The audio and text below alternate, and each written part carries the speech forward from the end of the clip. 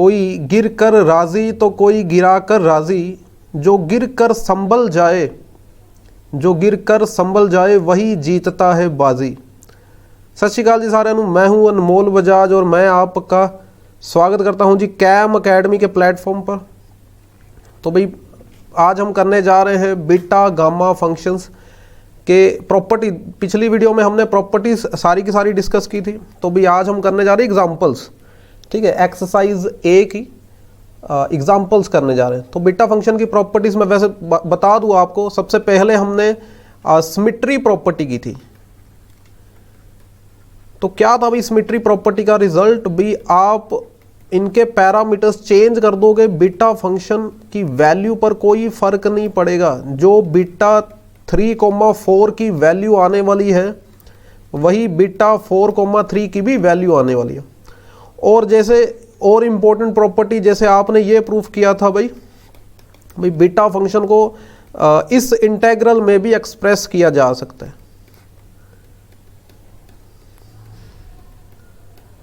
And आप इसको ये वाला इंटेग्रल में भी एक्सप्रेस कर सकते हो।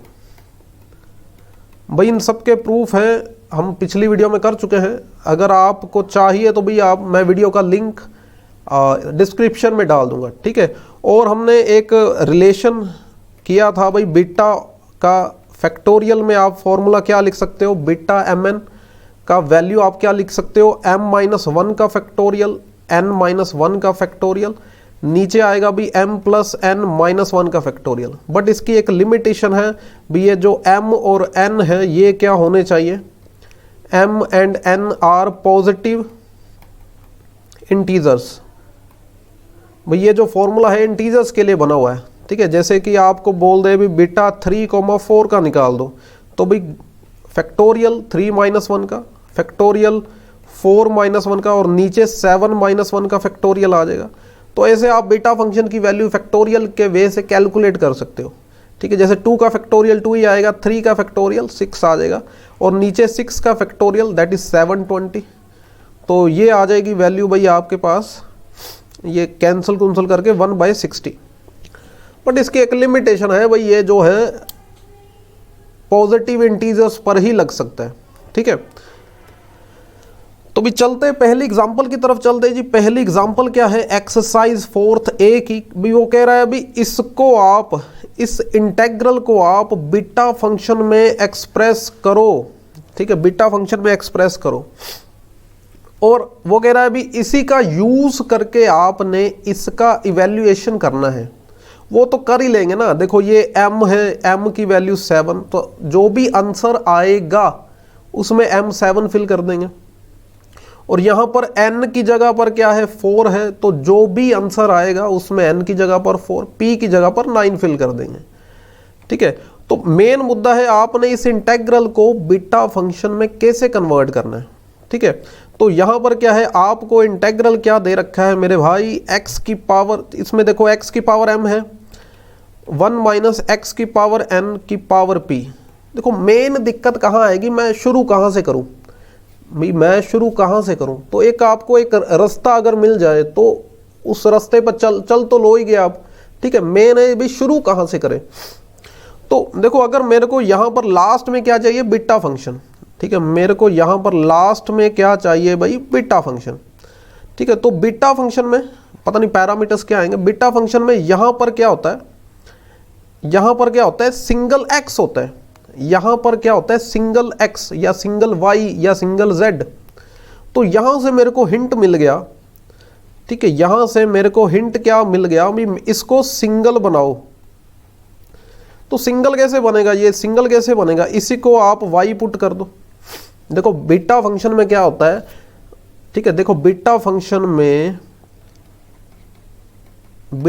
में क्या होता है भाई, यहाँ पर ठीक है x की पावर क्या आ जाएगी, m-1। यहाँ पर 1 - x होता है, 1 - x। तो ये जो x है ये सिंगल, माना यहाँ पे एक सिंगल क्वांटिटी चाहिए हमें, सिंगल क्वांटिटी।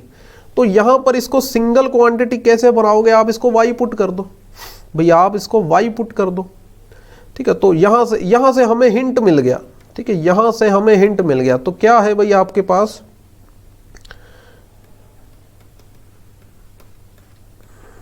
भाई मैंने हिंट क्या मिल गया भाई, मैंने क्या पुट करना है, मैंने x की पावर n को y पुट कर देना है भाई, x की पावर n को y पुट करना है। और इस सब्सटीट्यूशन में लिमिट्स पे क्या फ़र्क पड़ेगा भाई, अगर x 0 है तो भाई y भी तो 0 ही आएगा, चेक कर लो। अगर x 0 फिल करोगे y भी 0 आएगा, और अगर आपने x को 1 फिल कर दिया तो y भी 1 ही आएगा। तो भाई लिमिट्स आ गई हमारे पास। नेक्स्ट देखो x की वैल्यू क्या आ जाएगी, y की पावर 1/n, तो dx की वैल्यू क्या आएगी भाई 1/n, y की पावर 1/n -1 dy। चलो dx की वैल्यू भी आ गई, x की वैल्यू भी आ गई, लिमिट्स भी आ गया। ठीक है, तो अब इसमें फिल कर देते हैं। देखो नई लिमिट्स भी 0 के कॉरस्पॉन्डिंग 0 और 1 के कॉरस्पॉन्डिंग 1। ठीक है, ये देखो, ये जो x है, x की जगह पर अब हम क्या लिखेंगे, y की पावर 1/n, और x की पावर n की जगह पर क्या लिखेंगे, y। ठीक, और होल पावर p दे रखा है हमें। और dx की जगह पर क्या आने वाला है, dx की जगह पर क्या आने वाला है 1/n, y की पावर 1/n -1। ठीक, तो अब ये देख लो 1/n बाहर भाई, 1/n बाहर। ठीक है, नेक्स्ट y की पावर, एक तो भाई m/n है, यहाँ से y की पावर m/n, और एक ये भी, ये क्या है भाई y की पावर 1/n -1, और साथ में क्या है 1/y की पावर p भी, 1/y की होल पावर p। अब ये जो बेस, इनका बेस सेम है, ये देख लो, आप पावर्स ऐड कर लो, क्या आ जाएगा भाई। ठीक है, पावर आप ऐड करोगे तो m/n + 1/n -1, और 1 - y की पावर p आ जाएगा। ठीक, तो y की पावर मेरे को मिल रही है m + 1/n, उसमें से -1, और 1 - y की पावर मैं जानबूझकर p + 1 -1 लिखूंगा। ऐसा क्यों किया भाई, अब हम क्या करने जा रहे हैं, अब हम वेरिएबल चेंज कर देंगे भाई, वेरिएबल चेंज कर देंगे। इसको x लिख लो, y की जगह पर इसको क्या लिख लो भाई, x लिख लो।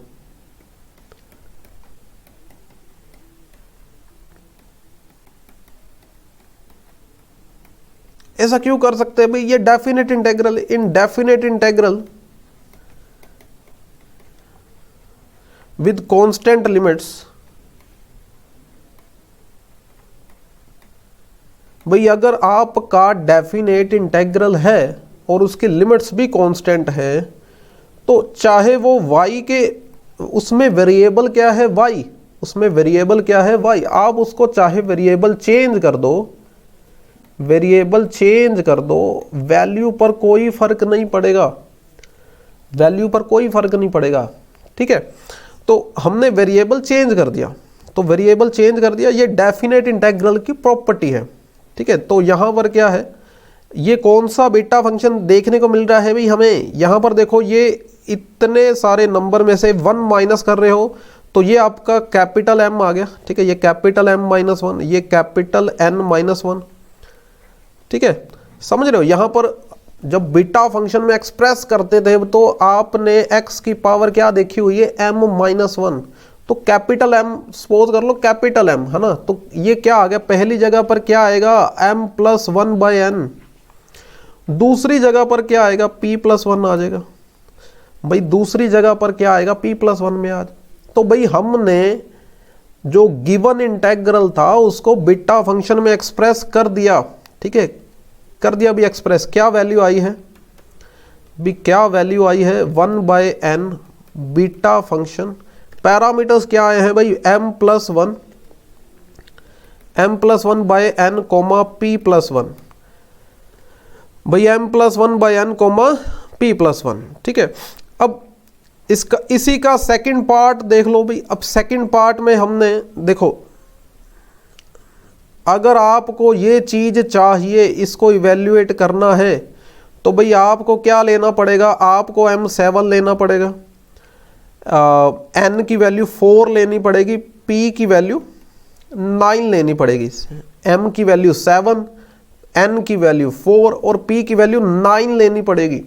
तो कर देते भाई फिल, ठीक है। आप क्या करो, पुट क्या कर दो, m की वैल्यू 4, n की वैल्यू 7 और p की वैल्यू 9, ठीक है। यही है आई थिंक, नहीं 7 4 9 उल्टा हो गया ना, यहाँ पर 7 यहाँ पर 4, ठीक है। तो ये क्या आ जाएगा भाई, x की पावर 7, 1 माइनस x की पावर 4 की पावर 9, तो ये किसके इक्वल आ जाएगा भाई, 1/n। भाई आप वैल्यू फिल कर सकते हो ना, आपने डायरेक्ट आंसर बना लिया, तो भाई 1/4, m की वैल्यू फिल करोगे 7, ठीक है, और p की वैल्यू 9 फिल करोगे। ये देख लो क्या आ रहा है, ये 7 + 8/4 करोगे क्या आ जाएगा 2, और ये 10 आ रहा है, ठीक है। अब इसकी वैल्यू तो निकाल ही सकते हैं, अब इसकी वैल्यू फैक्टोरियल में निकाल सकते हैं। भाई इसकी वैल्यू फैक्टोरियल में निकाल लो, क्या आएगी भाई, 2 है तो भाई 2 - 1 का फैक्टोरियल, 10 है तो भाई 10 - 1 का फैक्टोरियल, और नीचे क्या आएगा भाई 2 + 10 - 1 का फैक्टोरियल। तो भाई ये 1 का फैक्टोरियल, 9 का फैक्टोरियल, नीचे क्या आ रहा है भाई 11 का फैक्टोरियल। तो भाई 11 के फैक्टोरियल को क्या लिख सकते हैं, 11 × 10 × 9 का फैक्टोरियल। तो भाई ये कैलकुलेट करके आ रही है 1/440, 1/440, ठीक है जी। तो भाई चलते हैं अगले एग्जाम्पल की तरफ। भाई एग्जाम्पल नंबर 2, भाई एग्जाम्पल नंबर 2 भी क्या कह रहा है भाई, इस इंटेग्रल को बीटा फंक्शन में एक्सप्रेस कर दो जी, बीटा फंक्शन में।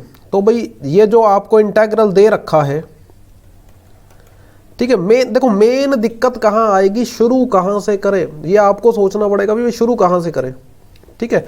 तो इसमें देखो कौन सी चीज़ आपको हिंट दे रही है भी, मैंने यहाँ से भाई यहाँ से शुरू करें, ऐसी कौन सी चीज़ है जो आपको हिंट दे रही है भी यहाँ से शुरू करें। तो बीटा फंक्शन की मैं बात करूँ, देखो अगर बीटा फंक्शन की बात करें, ठीक है, नंबर 1 वहाँ पर लिमिट्स क्या होती है 0 और 1, यहाँ पर क्या है 0 और 3, ठीक है। दूसरा क्या हिंट है भाई बीटा फंक्शन में यहाँ पर, ठीक है, यहाँ पर आपको एक तो 1 देखने को मिलेगा, पर यहाँ पर क्या है 27। भाई बीटा फंक्शन में जहाँ 1 होना चाहिए वहाँ ये क्या लिख कर बैठे हैं 27, मतलब पहले तो यहाँ पर आप 1 बनाओ, क्या आपको क्या करना पड़ेगा, आप 27 बाहर निकाल दो, कॉमन निकाल दो भाई, 27 को कॉमन निकाल दो। बट चलो होल पावर कितनी है, होल पावर -1/3 है, तो वो लगा दो आप, ठीक। तो पहला हिंट मुझे कहाँ से मिला भाई, मैंने 1 बनाना है, 27 की जगह पर 1 बनाना है, ये हिंट मिल गया। अच्छा दूसरा हिंट क्या है भाई, यहाँ पर, ठीक है, यहाँ पर आपको सिंगल क्वांटिटी चाहिए भाई, सिंगल क्वांटिटी चाहिए, यहाँ पर सिर्फ और सिर्फ क्या चाहिए, x चाहिए। यहाँ पर ये x³/27 ये लिख रखा है इन्होंने, भाई इसको कैसे चेंज करें, भाई इसको हम क्या कर देते हैं, इसको y पुट कर देते हैं। भाई हमें सिंगल क्वांटिटी चाहिए तो हम इसको क्या पुट कर देते हैं, y पुट कर देते हैं। और अगर आपने इसको y पुट किया, उसके बाद देखो लिमिट्स पे क्या फर्क पड़ेगा भी, बताओ। जब x 0 है तो y की वैल्यू भी क्या होगी, y इज आल्सो 0। अगर आपने x की वैल्यू 3 फिल की, तो यहाँ पर अगर मैं 3 फिल करूँ तो 3/27, तो क्या आंसर आ जाएगा, y की वैल्यू 1 आ जाएगी। तो थोड़ा थोड़ा बनता दिख रहा है भाई, अब y की जो लिमिट्स है वो 0 और 1 आ चुकी हैं। बीटा फंक्शन में भी हमें लिमिट्स 0 और 1 ही चाहिए थी, तो थोड़ा थोड़ा बनता दिख रहा है, ठीक है। तो इसके बाद क्या है, देखो x³/27 को आपने y पुट कर दिया, तो यहाँ से x³ किसके इक्वल आ गया, 27y के, ठीक है। x³ की वैल्यू किसके इक्वल आ जाएगी, 27 की पावर 1/3, y की पावर 1/3।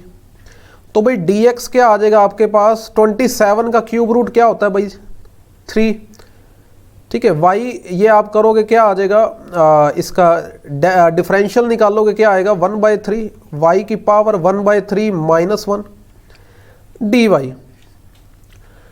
तो मेरे भाई यहाँ पर dx क्या आने वाला है, क्या आने वाला है, क्या आने वाला है, यहाँ पर dx आने वाला है y की पावर कितनी आ जाएगी -2/3। तो भाई ये dx आ गया आपके पास, ठीक है। अब देख लेते क्या क्या चेंजेस करनी है, कर देते हैं भाई, कर देते हैं चेंजेस क्या क्या करनी है, ठीक है। नंबर 1 लिमिट्स चेंज हो चुकी है, अब y की लिमिट्स लगेंगी। y की लिमिट्स क्या आई है नई, 0 के कोरस्पॉन्डिंग 0, 3 के कोरस्पॉन्डिंग 1, तो ये नई लिमिट्स आई हैं, ठीक है। बाकी देख लो आप, एक्स क्यूब को आपने 27y फिल कर देना है। तो यहाँ पर देखो पहली जगह पर क्या है एक्स क्यूब, तो भाई एक्स क्यूब की जगह पर 27 कर देना। मैं यहाँ पे लिख ही देता हूँ 0 से 1, एक्स क्यूब 27 की power 1/3, 1 minus x cube by 27 whole power 1/3 dx, ठीक है, -1/3 है, ठीक है, माइनस। तो भाई एक्स क्यूब की जगह पर क्या आ गया 27y, ये क्या आ जाएगा भाई 27 की पावर 1, ठीक है, 1 ये आप सॉल्व करोगे क्या आएगा 1/3 आ जाएगा। इसको तो हमने y पुट कर दिया, इसी की वजह से तो हिंट मिला है भी क्या पुट करना है भाई, इसको सिंगल क्वांटिटी बनाना था तो हमने y पुट कर दिया भाई, हमने y पुट कर दिया। अब dx की जगह पर क्या आया है y की पावर -2/3 dy, ठीक।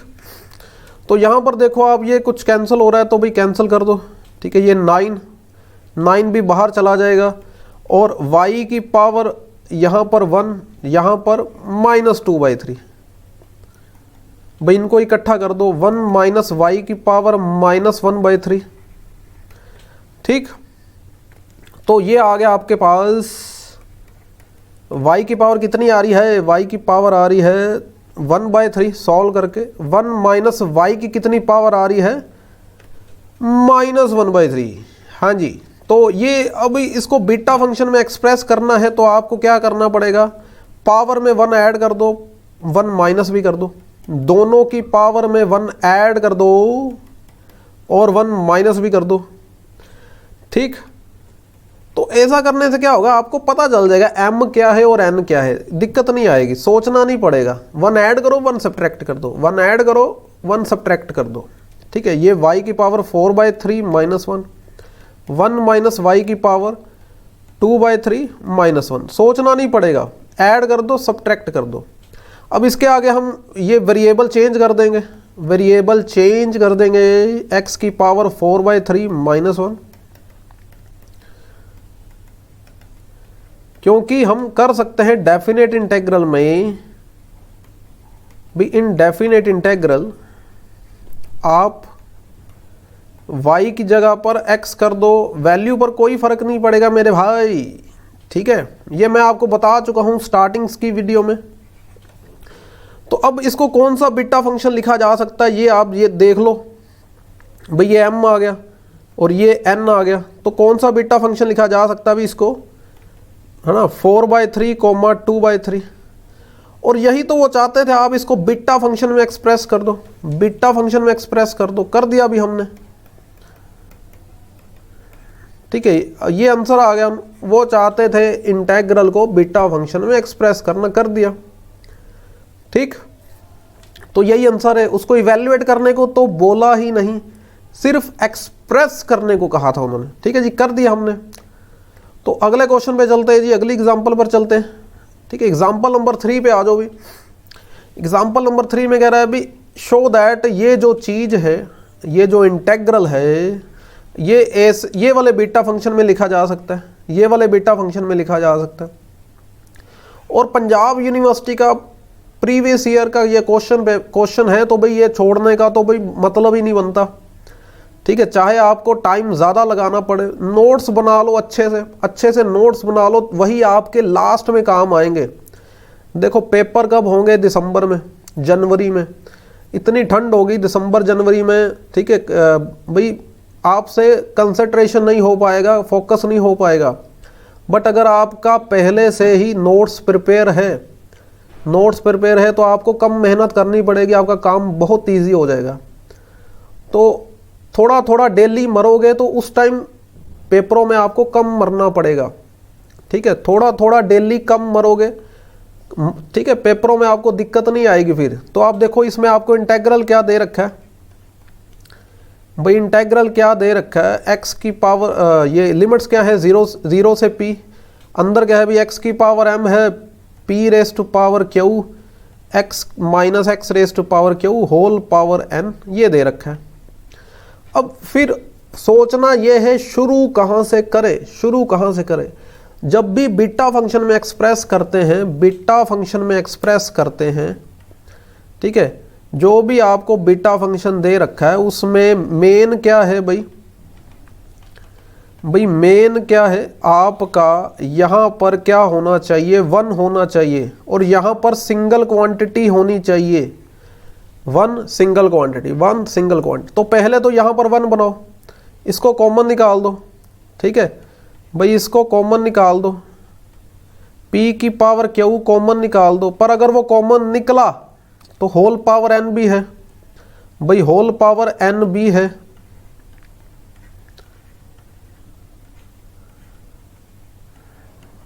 चलो ये तो कॉमन निकल गया। फिर अब यहां पर आपको सिंगल क्वांटिटी चाहिए मेरे भाई, इसको आप y पुट कर दो, ठीक है, y पुट कर दो, बाकी चेंजेस अपने आप हो जाएंगी, ठीक है। तो ये देखो हम क्या करने जा रहे हैं भाई, x की पावर कितनी है,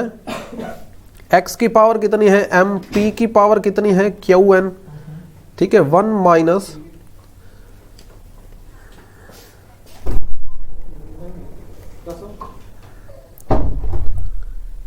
ठीक है, ये होल पावर कितनी है n, ठीक है। तो यहां पर मुझे सिंगल क्वांटिटी चाहिए, तो मैं क्या करूंगा, पुट कर दूंगा x की power q upon y raise to power q को, सॉरी p था ना यहाँ पर, p,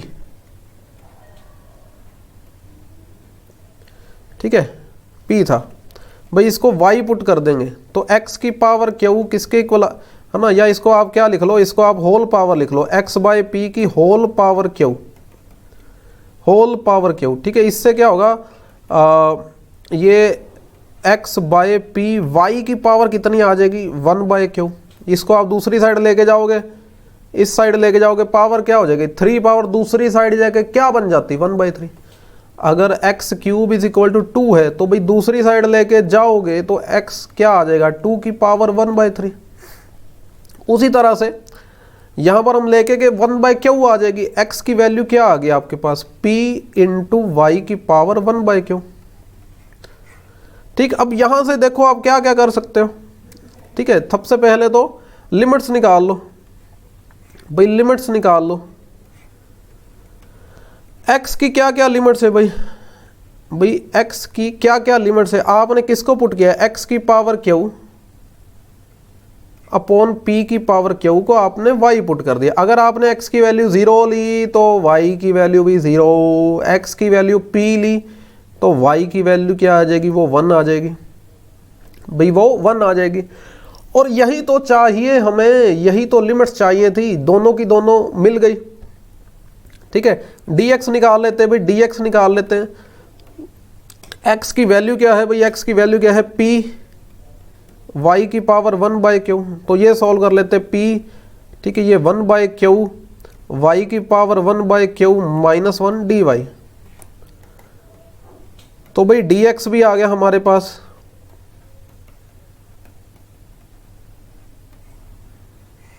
भाई dx भी आ गया, तीनों चीजें आ गई, लिमिट्स भी पता चल गई, x की वैल्यू, ठीक है, लिमिट्स भी पता चल गई, x की वैल्यू भी पता चल गई। x की वैल्यू क्या है भाई, p इंटू वाई की पावर 1/q।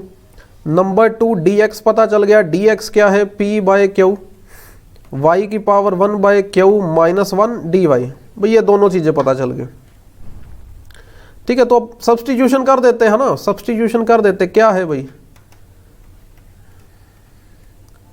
सबसे पहले क्या था भाई, x की पावर कितनी थी, x की पावर थी m, p की पावर qn, 1 माइनस एक्स की पावर क्यू, ठीक है, अपॉन पी की power Q whole power n. तो इसी की जगह पर तो y पुट किया था, अरे इसी की जगह पर तो y पुट किया था, ठीक है। सबसे पहले देखो x की जगह पर क्या आ जाएगा, x की जगह पर क्या आ जाएगा, p y की power 1 by Q, p y की पावर 1 बाय क्यू, ठीक है। और इसी की जगह पर तो सिंगल, इसको सिंगल बनाने के लिए y पुट किया था, तो वही y पुट कर दिया इसकी जगह पर। अब dx की जगह पर देख लो क्या आया था भाई, dx की जगह पर आया है p by Q, p by Q y की power 1 by Q minus 1 dy। देखो एक तो ये रहा p, एक ये रहा p, एक ये रहा p, 3 p है हमारे पास, तो p की पावर n क्यू प्लस 2 आ जाएगा भाई, p की पावर n क्यू प्लस 2 आ जाएगा, ठीक है। नेक्स्ट ठीक है, ये क्यू भी है तो बटे में क्यू आ जाएगा, अंदर क्या बचा y की पावर, यहाँ पर y की पावर कितनी है मेरे भाई, m है, और ये 1 बाय क्यू क्या बन जाएगी, m बाय क्यू बनेगी, ठीक है। साथ में y की पावर 1 बाय क्यू माइनस 1,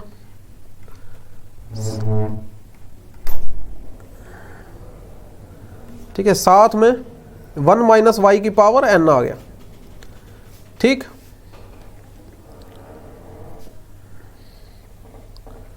ठीक है, कुछ मिस्टेक हुई है आई थिंक, देख लेते हैं, कुछ ना कुछ मिस्टेक हुई है अभी,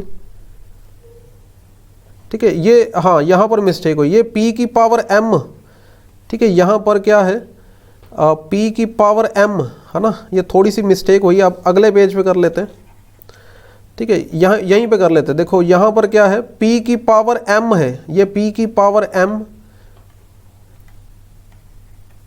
p की पावर n क्यू, तो m प्लस n क्यू, और यहाँ पर p की पावर 1, तो ये आएगी p की पावर में थोड़ी सी मिस्टेक हुई है ना।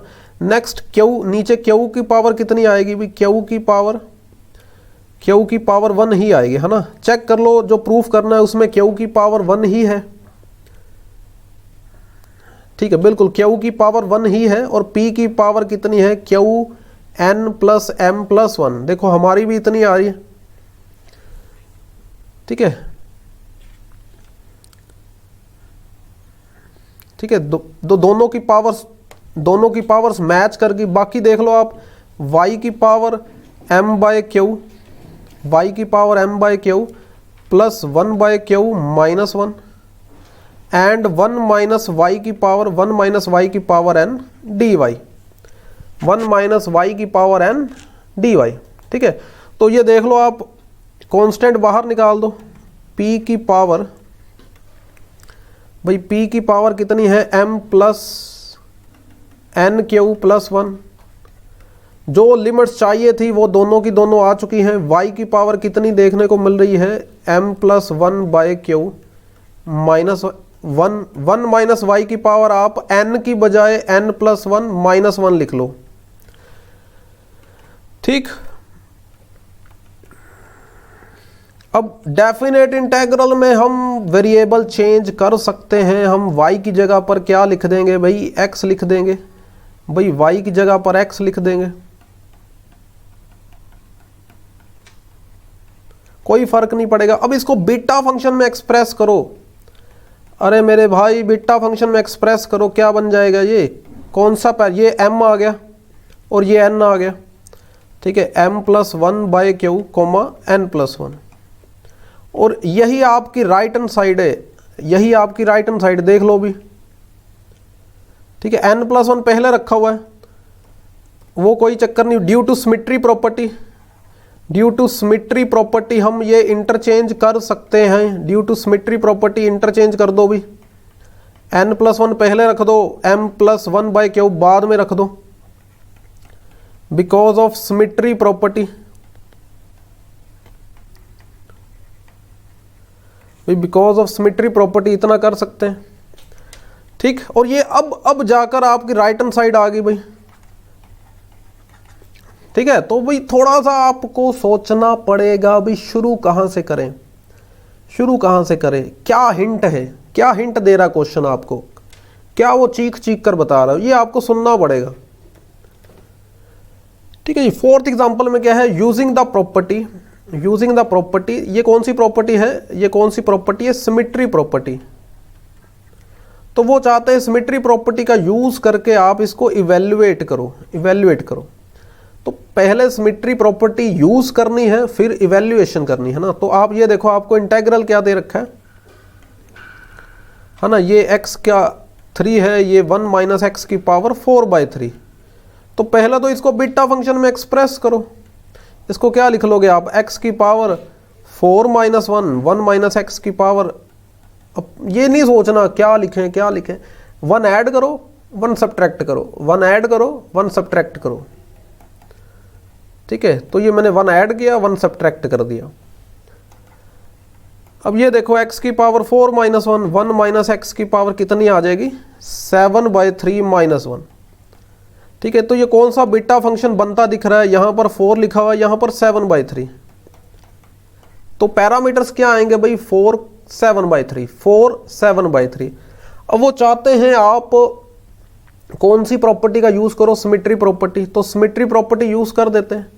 देखो इंटेग्रल को हमने क्या लिख दिया, बीटा फंक्शन में। अब वो चाहते सिमेट्री प्रॉपर्टी यूज करो, कर देते भी 7/3 पहले लिख देते, 4 बाद में, यूजिंग सिमेट्री प्रॉपर्टी। अब इसकी वैल्यूएशन करनी है तो बीटा फंक्शन की डेफिनेशन फॉलो करो। क्या कहती है बीटा फंक्शन की डेफिनेशन, यहां पर x की कितनी पावर आएगी, 7/3 माइनस 1 माइनस एक्स की कितनी पावर आएगी, 4 माइनस 1। अब वो चाहते हैं इसको इवेल्युएट करो, आंसर लेकर आओ, आंसर निकालो इसका। ठीक है, तो ये देखो, ये x की पावर 4/3 बनेगी, ये 1 माइनस एक्स का क्या बन जाएगा, क्यूब बन जाएगा। अब भाई 1 माइनस एक्स का क्यूब तो मैं खोल ही सकता हूँ, क्या होता है भाई 1 माइनस एक्स का cube, 1 minus x cube minus 3x minus 3x plus 3x square. ठीक है, प्लस 3x स्क्वायर। तो इसके ऊपर आप देखो, ये x की पावर 4/3 साथ में मल्टीप्लाई कर दो। ठीक है, मल्टीप्लाई तो हो ही सकता ना, x की पावर 4/3 सभी के साथ मल्टीप्लाई कर दो। 1 minus x minus 3x minus plus 3x square.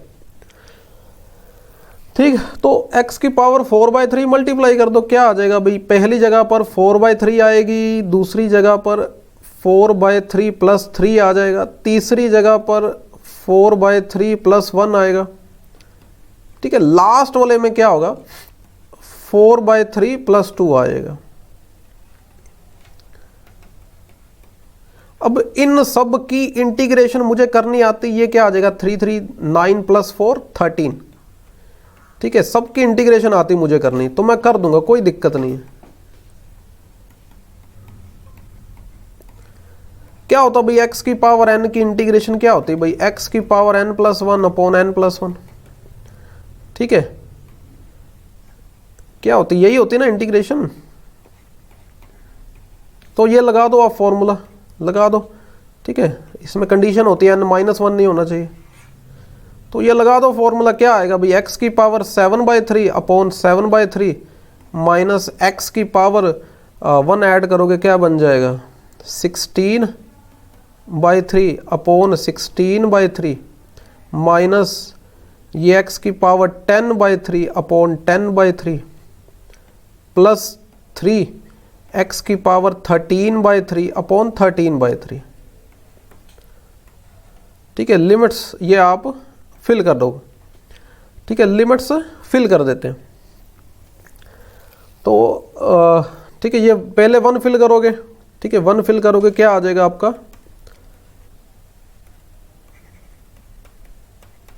ठीक है, पहली जगह पर 7/3 बचेगा, फिर 16/3, नेक्स्ट। ठीक है, ये 9/10 आ जाएगा, नेक्स्ट 9/13 आ जाएगा। ठीक है, ये आ जाएगा 3/7 3/16। ये थोड़ी कैलकुलेशन है, ये आप कर लेना, थोड़ी सी कैलकुलेशन है भाई, देख लेना आप। ठीक है, तो चलते अगला क्वेश्चन की तरफ। तो पांचवी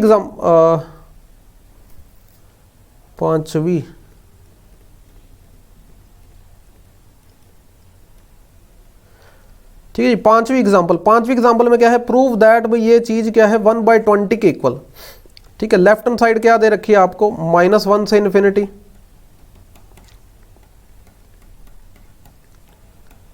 ठीक है, तो इसमें मुझे हिंट कहां से मिलेगा भाई, यहां पर मेरे को 0 चाहिए थी। देखो एक बीटा फंक्शन की प्रॉपर्टी है, ठीक है, एक बीटा फंक्शन की प्रॉपर्टी है,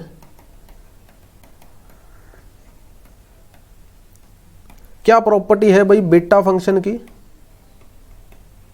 भाई इसको एक्सप्रेस किया जा सकता है ये वाले इंटेग्रल में, भाई x की power m-1 upon 1 plus x की पावर m प्लस n, भाई ये वाले इंटेग्रल में एक्सप्रेस किया जा सकता है। तो इसको देखकर मेरे को पता चला भाई यहां पर तो मुझे सिंगल क्वांटिटी चाहिए, सिंगल क्वांटिटी, यहां पर मेरे को क्या चाहिए, सिंगल क्वांटिटी चाहिए। तो भाई सिंगल क्वांटिटी कैसे आएगी, y पुट कर दो मेरे भाई, ठीक है, y पुट कर दो। ठीक है, नीचे क्या है भाई 1 प्लस x प्लस 1 की पावर 6।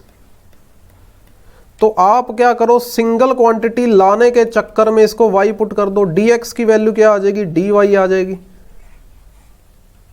ठीक है, लिमिट्स देख लो, अगर मैंने x की वैल्यू -1 ली तो y की वैल्यू 0 बन जाएगी। अगर x इन्फिनिटी को अप्रोच कर रहा है, y also approaches to infinity.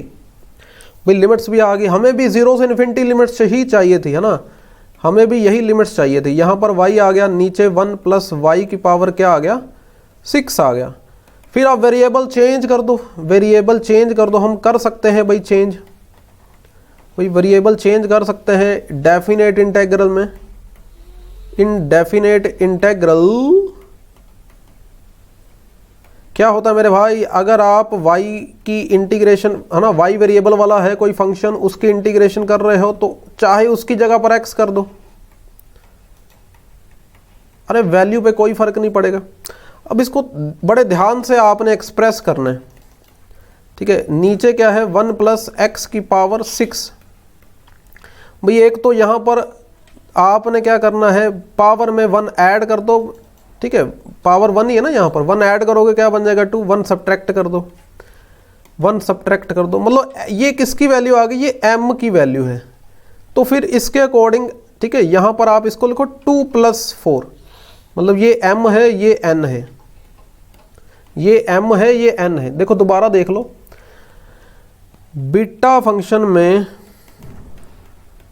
x की पावर पहले आपने m-1 में एक्सप्रेस करनी है, x की पावर m-1 में एक्सप्रेस करनी है। तो मैंने 1 को जानबूझकर 2-1 लिखा। जैसे ही 2-1 लिखा, m पता चल गया, क्या आना है भाई, m पता चल गया क्या आया 2। ठीक है भाई, m पता चल गया 2 आया। उसके बाद मेरे को पता था भाई m प्लस, नीचे m प्लस n पावर होती है और वो 6 दे रखा है, तो ऑब्वियसली मेरे को इसको 2 लेना है तो इसको 4 ही लेना पड़ेगा। तो मेरे को m पता चल गया, n पता चल गया, तो मैं बीटा फंक्शन में एक्सप्रेस कर सकता हूँ। ठीक है, बीटा फंक्शन में ये क्या आएगा 2,4 आ जाएगा। और बीटा 2,4 की वैल्यू क्या होती है, ये तो बड़े आराम से निकाल लेंगे। बीटा 2,4 की वैल्यू क्या होती है भाई, फैक्टोरियल किसका 2-1 का, फैक्टोरियल किसका 4-1 का, और नीचे 2 + 4 -1 का फैक्टोरियल। हाँ जी, तो ये 1 का फैक्टोरियल, 3 का फैक्टोरियल, और नीचे क्या आ जाएगा भाई 5 का फैक्टोरियल। 3 का फैक्टोरियल कितना होता है भाई 6, पता होना चाहिए आप सबको। 5 का फैक्टोरियल कितना होता है 120, पता होना चाहिए भी आप सबको। ये कैलकुलेट करके कितनी वैल्यू आ जाएगी 1/20। और यही तो चाहिए था, राइट हैंड साइड पर 1/20 ही चाहिए था मेरे भाई। तो चेक कर लो आप एक बार, देखो ये 1/20 आया हुआ है, 1/20 आया हुआ है। ठीक है, तो यही चाहिए था राइट हैंड साइड पर। तो चलते अगली एग्जांपल की तरफ।